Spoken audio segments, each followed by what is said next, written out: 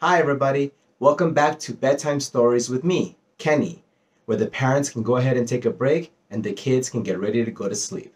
Of course, I am being accompanied by my two buddies, Teddy and Ducky. And today we're going to be reading a wonderful story about a little duckling that was born and everybody thinks is ugly, but he goes through many trials and tribulations and grows up to become something beautiful. So let's see what happens. Today's story is The Ugly Duckling.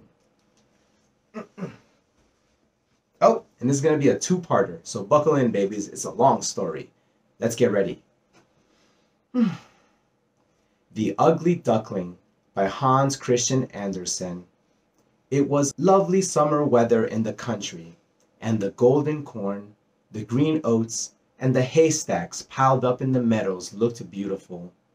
The stork, walking about on his long red legs, chattered in the Egyptian language, which he had learnt from his mother.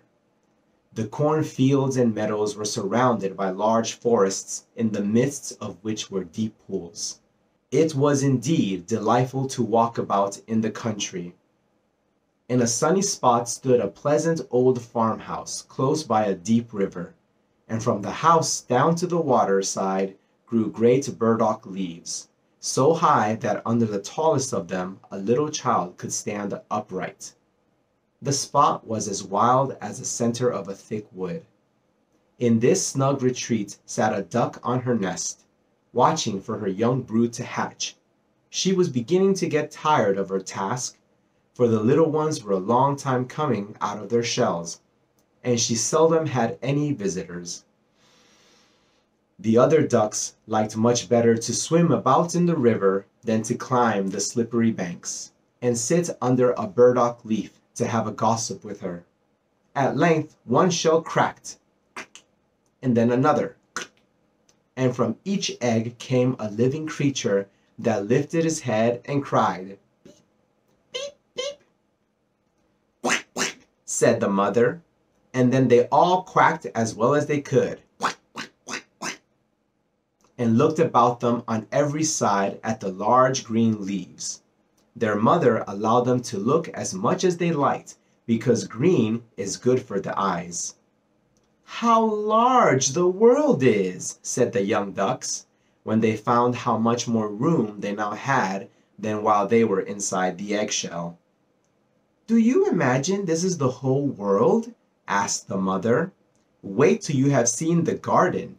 It stretches far beyond that to the parson's field, but I have never ventured to such a distance.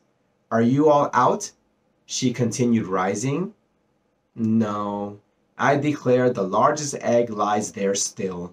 I wonder how long this is to last. I am quite tired of it." And she seated herself again on the nest. "Well, how are you getting on?" asked an old duck who paid her a visit. "One egg is not hatched yet," said the duck. "It will not break. But just look at all the others. Are they not the prettiest little ducklings you ever saw? They are the image of their father, who is so unkind, he never comes to see." "Let me see the egg that will not break," said the duck. "I have no doubt it is a turkey's egg. I was persuaded to hatch some once, and after all my care and trouble with the young ones, they were afraid of the water. I quacked and clucked, but all to no purpose. I could not get them to venture in. Let me look at the egg. Yes, that is a turkey's egg. Take my advice. Leave it where it is and teach the other children to swim." "I think I will sit on it a little while longer," said the duck, "as I have sat so long already. A few days will be nothing." "Please yourself," said the old duck, and she went away. At last the large egg broke, and a young one crept forth crying, "Beep, beep." It was very large and ugly. The duck stared at it and exclaimed, "It is very large, and not at all like the others. I wonder if it really is a turkey. We shall soon find out. However, when we go to the water, it must go in if I have to push it myself." On the next day the weather was delightful, and the sun shone brightly on the green burdock leaves. So the mother duck took her young brood down to the water and jumped in with a splash. "Quack, quack," cried she, and one after another the little ducklings jumped in. The water closed over their heads, but they came up again in an instant, and swam about quite prettily with their legs paddling under them as easily as possible. And the ugly duckling was also in the water swimming with them. "Oh," said the mother, "that is not a turkey. How well he uses his legs, and how upright he holds himself. He is my own child, and he is not so very ugly after all, if you look at him properly. Come with me now. I will take you into grand society and introduce you to the farmyard. But you must keep close to me, or you may be trodden upon. And above all, beware of the cat." When they reached the farmyard, there was a great disturbance. Two families were fighting for an eel's head, which, after all, was carried off by the cat. "See, children, that is the way of the world," said the mother duck, wetting her beak, for she would have liked the eel's head herself. "Come now, use your legs, and let me see how well you can behave. You must bow your heads prettily to that old duck yonder. She is the highest born of them all, and has Spanish blood, therefore she is well off. Don't you see she has a red flag tied to her leg, which is something very grand and a great honor for a duck? It shows that everyone is anxious not to lose her, as she can be recognized both by man and the beast. Come now, don't turn your toes. A well-bred duckling spreads his feet wide apart, just like his father and mother. In this way. Now bend your neck and say quack."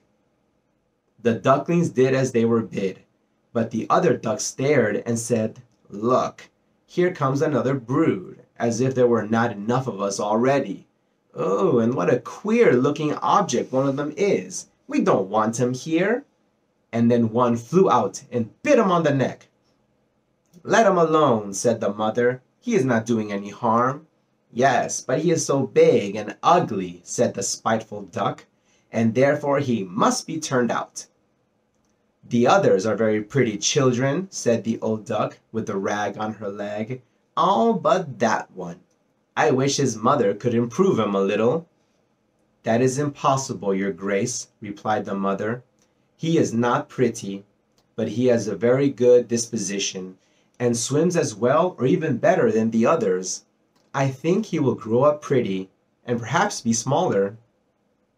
He has remained too long in the egg, and therefore his figure is not properly formed." And then she stroked his neck and smoothed the feathers, saying, "It is a drake, and therefore not of so much consequence.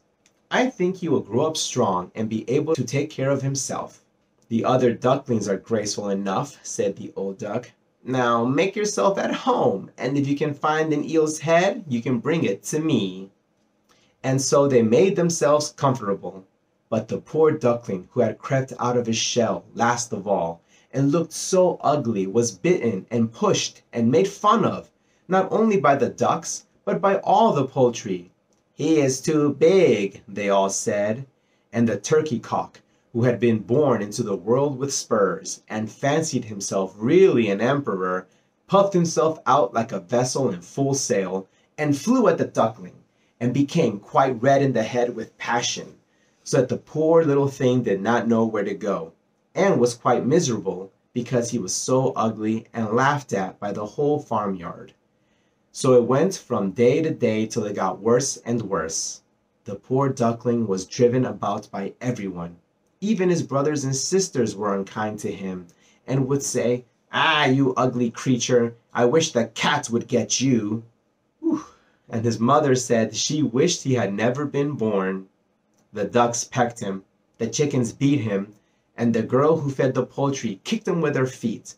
So at last he ran away, frightening the little birds in the hedge as he flew over the palings. "They are afraid of me because I am ugly," he said. So he closed his eyes and flew still farther until he came out on a large moor, inhabited by wild ducks. Here he remained the whole night, feeling very tired and sorrowful. In the morning, when the wild ducks rose in the air, they stared at their new comrade. "What sort of a duck are you?" they all said, coming round him. He bowed to them, and was as polite as he could be. But he did not reply to their question. "You are exceedingly ugly," said the wild ducks, "but that will not matter if you do not want to marry one of our family."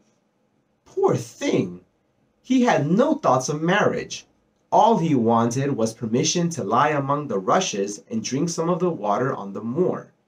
After he had been on the moor 2 days, there came 2 wild geese, or rather goslings, for they had not been out of the egg long, and were very saucy. "Listen, friend," said one of them to the duckling, "you are so ugly that we like you very well. Will you go with us and become a bird of passage? Not far from here is another moor, in which there are some pretty wild geese, all unmarried. It is a chance for you to get a wife. You may be lucky, ugly as you are." Pop, pop, sounded in the air, and the 2 wild geese fell dead among the rushes, and the water was tinged with blood. Pop, pop, echoed far and wide in the distance, and whole flocks of wild geese rose up from the rushes. The sound continued from every direction, for the sportsmen surrounded the moor, and some were even seated on branches of trees overlooking the rushes.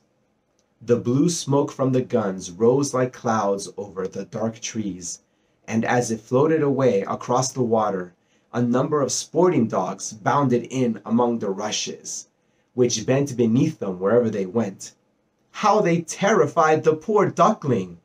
He turned away his head to hide it under his wing, and at the same moment a large, terrible dog passed quite near him. His jaws were open, his tongue hung from his mouth, and his eyes glared fearfully. He thrust his nose close to the duckling, showing his sharp teeth, and then, splash, splash, he went into the water without touching him. "Oh," sighed the duckling, "how thankful I am for being so ugly even a dog will not bite me." And so he lay quite still, while the shot rattled through the rushes, and gun after gun was fired over him. It was late in the day before all became quiet, but even then the poor young thing did not dare to move. He waited quietly for several hours, and then, after looking carefully around him, hastened away from the moor as fast as he could.